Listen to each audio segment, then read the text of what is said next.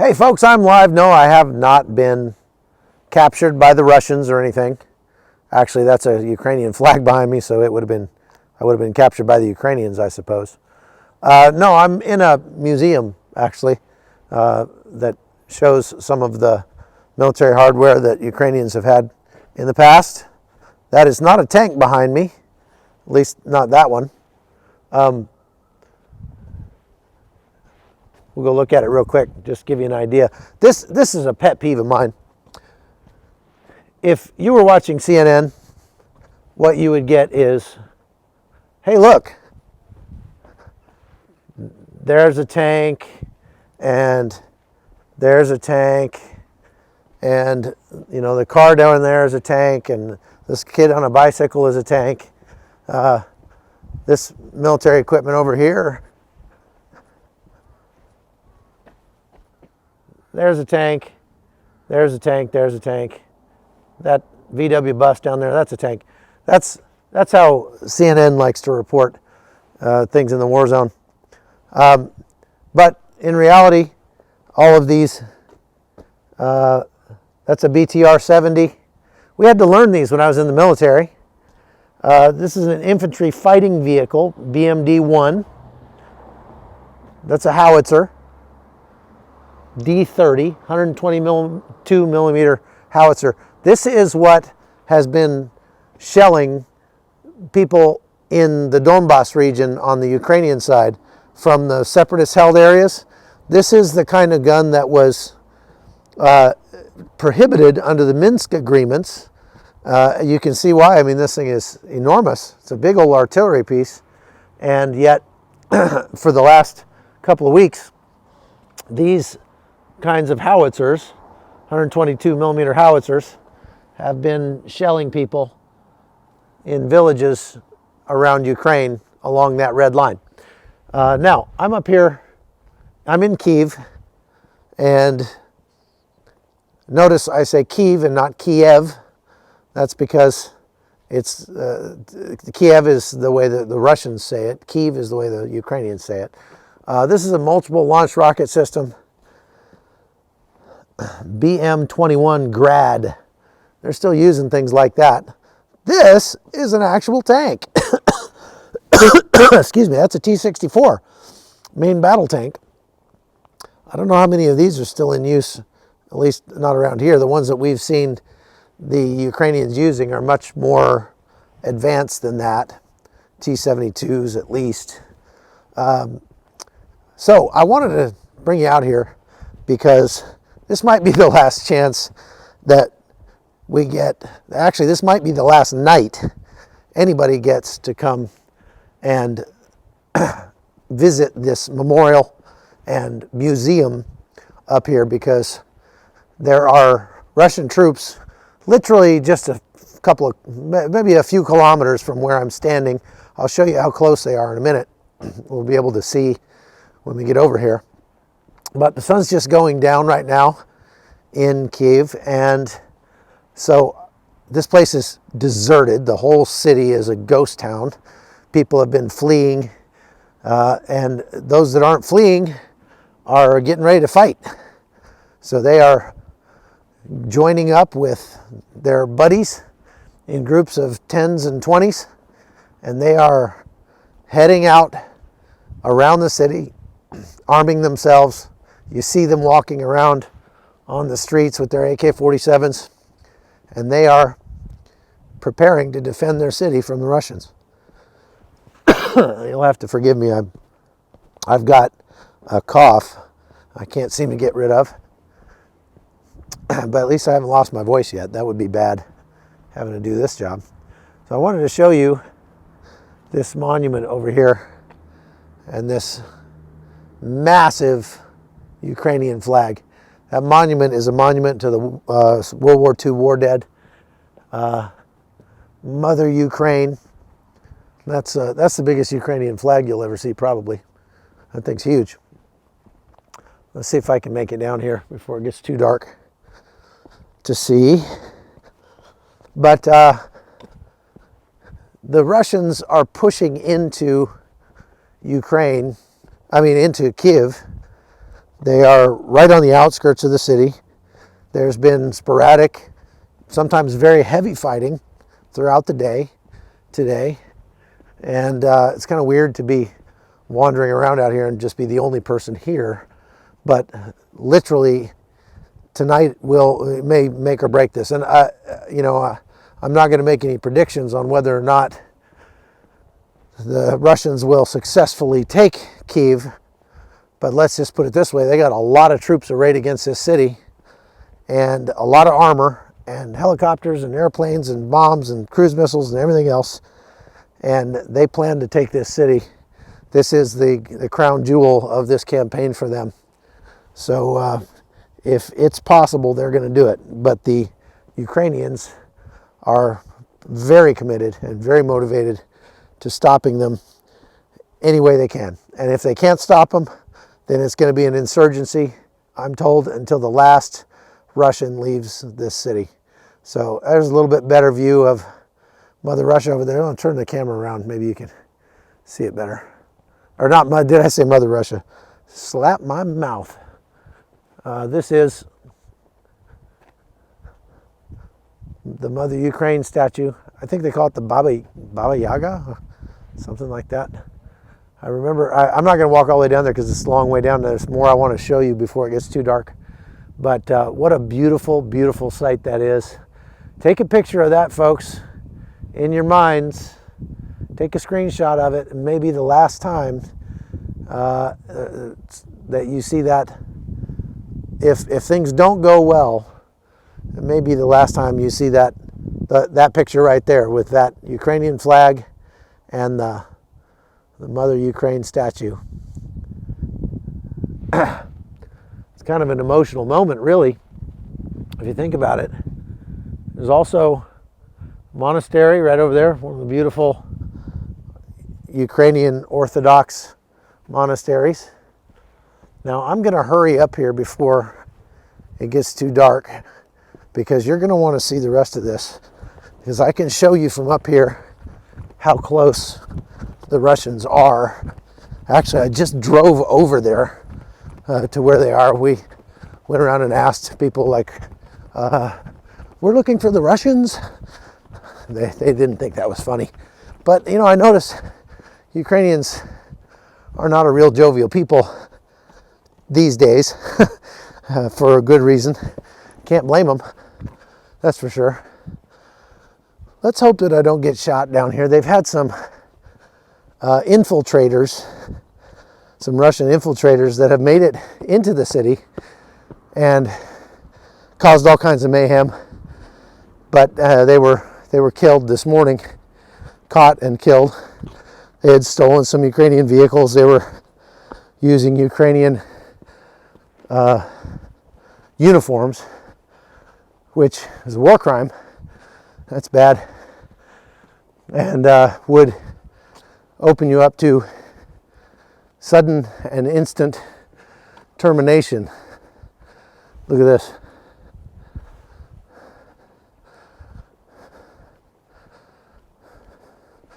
The making of the Ukrainian Nation Museum. You can bet if the Russians take this place, that museum's going away in short order. Very glad that I got a chance to visit it. This is part of, like, Fortress Kiev from a long time ago. And I wish I could read that sign.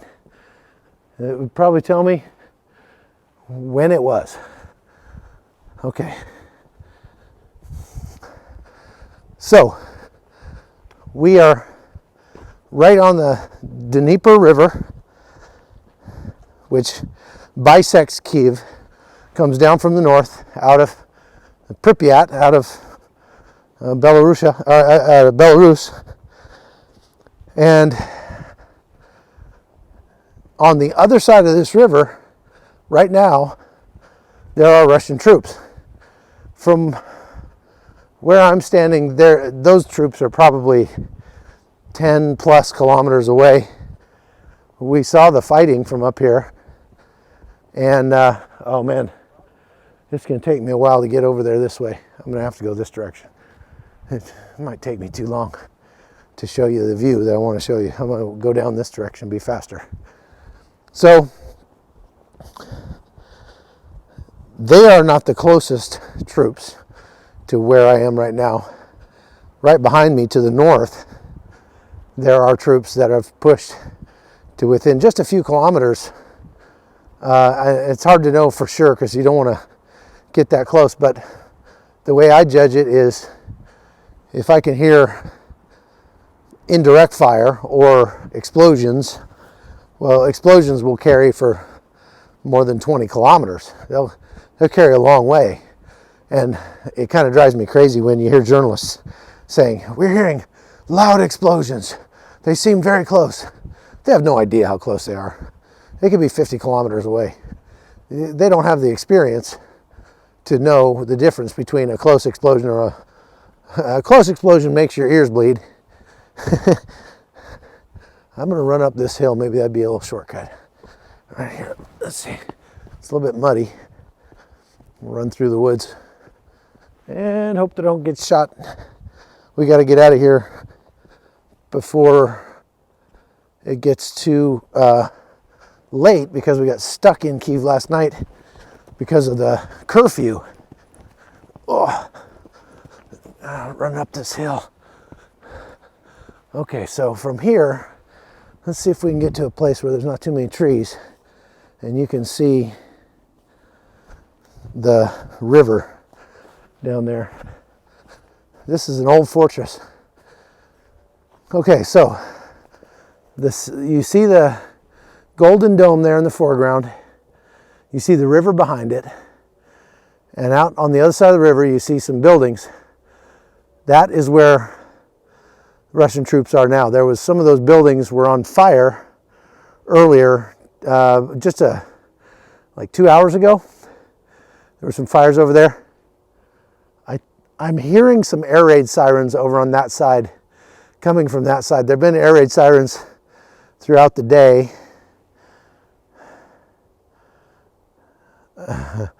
Thank you for somebody's giving me history lessons on the fortress. I'll go back and read that when I'm not running around here like a madman. This is the best I could do for a view, though. You see the buildings there in the background. That's as close as Russian troops have gotten. But they've got the Dnieper River between them and the majority of Kiev, so I don't think they're quite as much of a threat as the ones who are to the north. And they're pushing down here.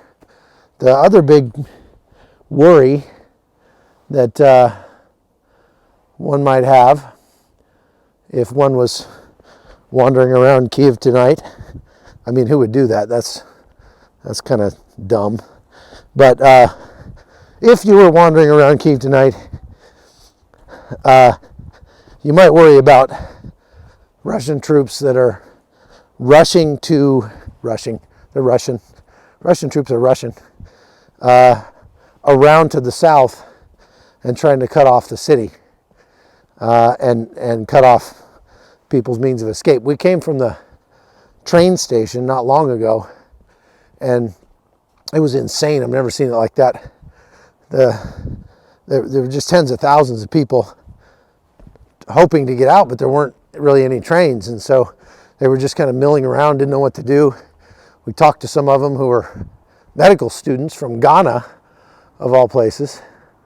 Stay safe over there. Thank you, Matthew. Appreciate it, buddy. I could use you and some of the Darcy guys out here. So down at the train station, yeah, it was nuts. And we talked to these medical students who were from Ghana here studying, and they were like, we decided we needed to get out of here. And I'm thinking, you decided now you need to get out of here? Like, that's not really good prior planning. But you may want to consider not looking something. It went away. Probably not looking like a military guy. That's important. They told us if you wear military equipment out here on the street, you could get shot. They said not to wear tactical gear or anything like that. Unfortunately, pretty much everything I own is tactical gear. But A black jacket is ubiquitous. Everybody has those out here. Targeted biolabs. Everybody keeps asking me about these biolabs. It might be the same person that keeps asking me about the biolabs. I haven't heard anything about biolabs in Ukraine. Nobody has said anything about that except you. So if you know something about it, then send me some information. I'll look it up. I'll figure it out. So here's a nice little escape vehicle. If anybody's in the market for a tactical VW Bug. We are getting into zombie apocalypse territory tonight here in Kiev. How many people are left here? I'd say 2-3% of the population. I mean, the place is just a ghost town. It's empty, empty. Everybody has left.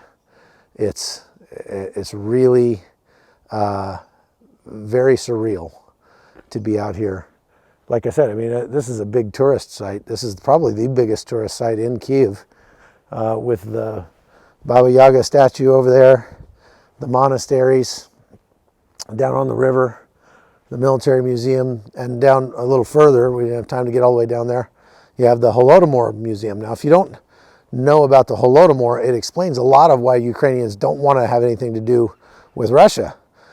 Because back in the early part of the 1900s, I think it was 1932 or 33, the Russians decided to basically get rid of the Ukrainians. They sent their troops in and confiscated all of their, you see the video of the Russian tank running over a civilian car. Yeah, I did see that. They sent their troops in here, again, 32, 33, and they basically just took away everybody's food. They just took it away, just confiscated everybody's food, didn't leave them anything. And so something like 2 million Ukrainians died. Make sure, well, I don't feel like I'm risking everything. If I did, I probably wouldn't be doing this, because risking everything to bring you the news, I'm a very cautious person, let's put it that way. Even though I might not look like it, I've been doing this for a long time, and you can't do this job for a long time and stay alive unless you are a very cautious person, right? What of you, oh crud, I missed that. What, in your opinion, on Russia, the future in regards to the Baltic country? Yeah, good question. I mean, if Putin can say mine to Ukraine, he could say mine to Lithuania and Latvia and Estonia and a lot of other countries. Part of the reason he's upset about Ukraine moving to the West is because so many already have, and there's a reason for that. I went to Estonia last year. That place is amazing. I mean, it's so technologically advanced, you'd think you were in Norway or something. Look at this back here behind me. Isn't that pretty? Not been a monetary supporter up until now, but I assure you will be paid supporter. Well, good. Thank you very much from South Mississippi. I tried to take the money that is given by our paid supporters and use it to help people that we meet in the war zones that I travel to. There are so many people you run into who are just having the worst day of their lives, you can imagine. And it's depressing to just report on their story and not actually do something about it. I bet you wish you were sitting in Maybe Fork Lodge right now. Yeah, Nick, I am dreadfully missing my family. I'm not so much missing the lodge, but I miss my family a whole lot. I miss the warm weather from Panama, that's for sure. So, man, there's like 9 million birds up in that tree right there. I don't know, you probably can't see it. Yeah, there they are. This tree right here. I bet if I threw a rock up there, it'd look like that tree exploded. Yeah, everyday Ukrainians are definitely supporting their leader. You know, this guy is a true leader. He's standing up to the bad guys. He's not backing down. He's not afraid, and he makes sure to say that on a daily basis. He gave a speech today and said, "This may be the last time you hear from me alive, because I'm not leaving Kiev, and they're going to try to kill me." Today he was seen out and about in Kiev wearing a flak vest and I think carrying an AK-47. That's the kind of leader I like. Excuse me. I don't know about you, but from what I've seen of him, and I've been up close, just 10 feet away from him, listening to him speak, and he's an impressive guy. He exudes the qualities that I would want in a leader. The confidence, the willingness to put his own country first, and even to put himself at risk to do that. Interesting how they are,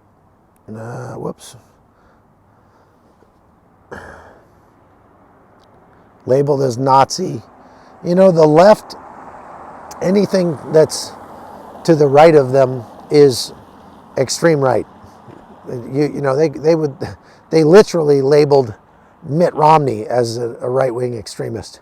I mean, he's about the most milquetoast rhino you could ever run into in your whole life.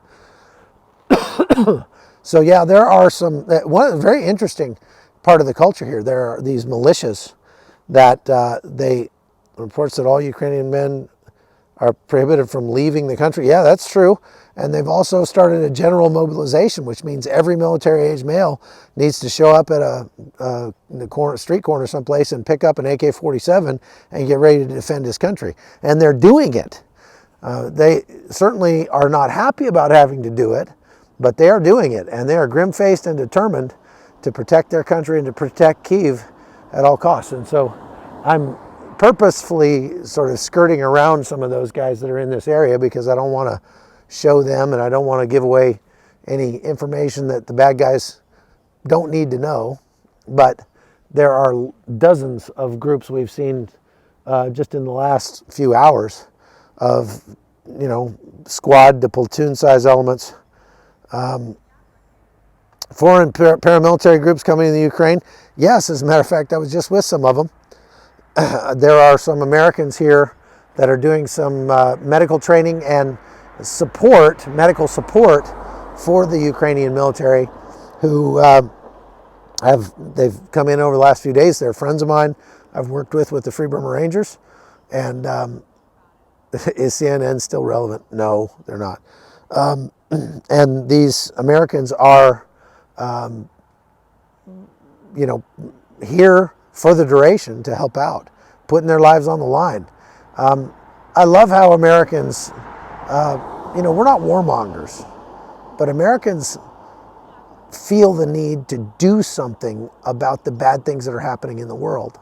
That's one of the reasons why so many people donate to my podcast, because they want to do something about the bad things that they see. It's so depressing to see the news and to you know, see all the terrible things that are happening in the world and feel like you can do nothing about it. But through the magic of technology, now I can go live on YouTube like this, and within seconds, people can send money. I can go to an ATM, take that money out. We can meet a little old lady or a single mother or somebody who is, you know, destitute and really needs it, and we can fix their problem, at least for a moment, and do something good and loving for those people, and you can watch it happen. I love that about this podcast. Boy, pardon me. I'm dying here. My voice is starting to go, and I can't afford that because I've got more live hits today. You can go to newsmaxtv.com and watch us. As a matter of fact, my colleague Sarah Williamson is live right this minute over there. I can just see her standing there giving her top of the hour report. We usually come on the top of each hour, and when it gets really hot and heavy, we'll come on twice in an hour. So keep watching newsmaxtv.com. You can keep it open on your computer and see us, our reports there. Squad of Chechen Special Forces. Yeah, I've heard about that. I don't know if Lieutenant Colonel Vindman has arrived yet. I'm not with him, and I don't know. But anyway, I'm going to let you go now because it's getting dark, and I really appreciate everybody that's on there. We got 109 people on. That's pretty cool. So God bless you all. Be praying for us. I asked for prayer today because we were down to a half a tank of gas, and I just could not find gas anywhere. There was one gas station I could find in Kiev that had gasoline. I waited in line for 2 hours and didn't make it halfway through the line. and if we don't have gas, we're in big trouble. A lot of the people down at the train station, they're just stuck because they don't have a car, they don't have money, they don't have any way to get out of here, and they are just stuck. And can you imagine for an American journalist to get stuck here and get overrun by the Russians? I would be doing my next podcast from Siberia, probably. So I was getting really concerned. I only had about 100 miles of range left in this vehicle, and it's about 500 kilometers to Lviv, where we probably will end up at some point on our way out of the country, since all the airfields are closed and everything. So I asked for prayer on Facebook. I said, everybody please pray that we can find some gas. And just within moments, this is so weird, we came down around a corner and there was a gas station there that had gas. Everything was open like it was a normal day, and there was like no line. It was a miracle. I mean, it really was a miracle. It was incredible. So we were able to stop and not only get our tank filled, but also I had bought 2 extra gas tanks, gas cans to carry in our vehicle that give us enough range, I think, to get almost all the way to Lviv, if not all the way there, if we're careful. So prayer does a lot, and if you can't subscribe or if you can't support the podcast, the least you can do is pray for us, and I would say that's the most you can do, because prayer does change things, and I believe that with all my heart. I've seen it too many times not to believe it. That's right, Jim, God is amazing. So thank you for watching. It's good to know that you are out there supporting us and praying for us. You can go to chuckholton.locals.com and support the podcast. At least subscribe. It doesn't cost anything to do that. And then when something comes on, you'll get notified. You can also subscribe and hit the little bell thing there on YouTube. And when I do one of these lives, it'll alert you right away. You can always unsubscribe, once I'm not in Ukraine anymore and you don't care to get these updates. But there's a whole lot going on over here, and we will keep giving you updates as much as possible throughout the next few days, because we're coming into the most pivotal part of this campaign. So, thanks for your prayers. Take care.